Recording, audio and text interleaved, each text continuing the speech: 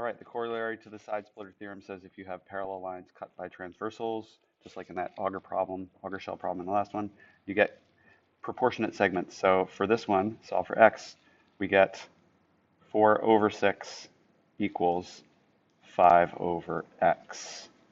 And then when we multiply diagonals, we get 4x equals 30. And dividing both sides by 4, we get x equals 4 goes into 30 7 times. That's 28. So there's 2 left, and 2 divided by 4 is 1/2. Done. Next one. And this one's a little bit trickier. Some people had a hard time with this, but if you watch my little cursor here, this whole thing is 11 for number 17 down here, if you can see my movement. This whole thing is 11.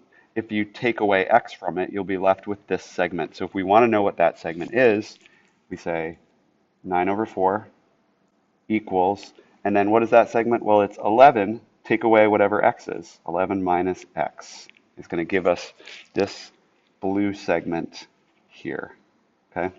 The whole amount, the whole amount of 11, take away x. So, and then what do we have on the bottom? It's x. So then we multiply, we get 9x equals 4 times 11, or 44, minus 4 times x, or 4x. So I'm going to add 4x onto both sides,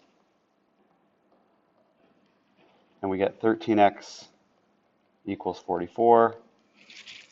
If I move this up a little, we can divide both sides by 13, and we get x equals 44 over 13. And if we want to turn that into a mixed number, we'd say, how many times does 13 go into 44? It goes in 3 times. 3 groups of 13 uses 39 of those 44, so there's 5 of those 44 pieces left. And what are they? What kind of pieces are they? They're 13ths.